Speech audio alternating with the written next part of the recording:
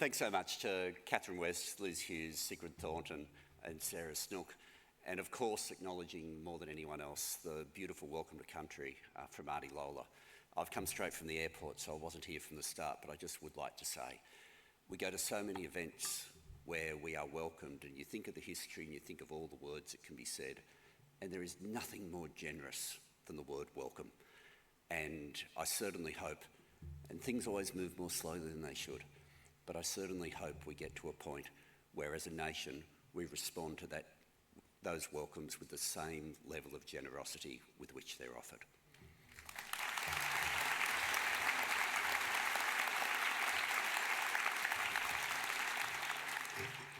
Liz referred to my strong connection to NIDA. It's not all good. So,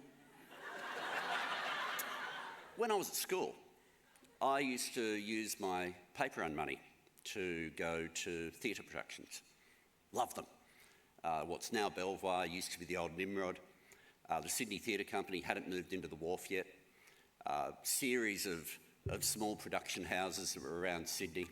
I'd save up my paper run money and go and see live theatre. Loved it.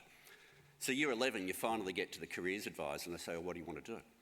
And I said, "I want to be a theatre director." Careers advisor lies to me. Says, "Oh, there's only acting courses." I said, "No, I don't want to be an actor, I want to be a director."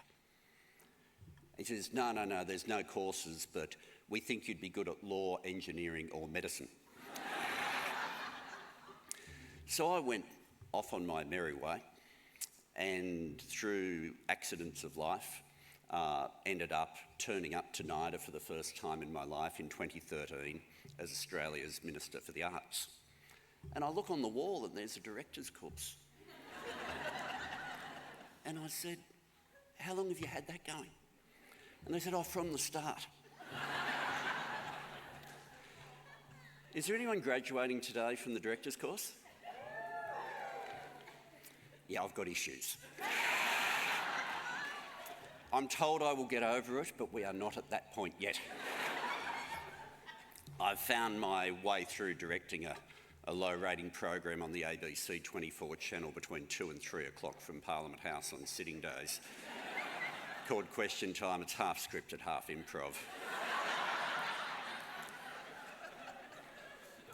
But when we meet down there on what you might know as a set of Total Control, we are now dealing with a time that what you're trained to do has never been more important than it's ever been. Never been more important, never been more essential. If you think of how people interact and what algorithms actually do at their base level, the whole concept of an algorithm is to return to you what you have offered up about yourself. And the interactions become more and more similar and often more and more extreme versions of views or interests that you've already put. And what that means right now is the world is losing its capacity for people to walk in someone else's shoes. There has never been a time where the natural ways that we learn empathy fail to be served up to us automatically. In an age of broadcasting, you'd flick the channels, all different things were being served up to you all the time. They didn't know who you already were. Which means it is becoming increasingly common, not just in Australia, but all around the world, for people to be connected to more and more people who are similar to them and to understand less and less about experiences that are not their own. It's a really dangerous path, but it's global. And you look at how people are interacting in the world, and it's part of the reason that the world is becoming angrier and less kind. There is no stronger counter to that than what you are trained in. You are trained in curiosity, you are trained in empathy. You are the literal embodiment of walking in someone else's shoes. You're the reason, no matter which part of the art form you've been trained in, whether it is making sure that the design creates the scene, creates the intensity, whether it's the costume and clothing, whether it immediately gives us a sense of what's behind somebody, whether you're trained to bring it together and to challenge the rest of the system as a director, or whether you are in the most literal sense trained to inhabit someone else. We need people to understand how other people feel. We need, as a world and as a nation, for people to be presented not just with this is what someone is like who is different to you, but this is how they feel.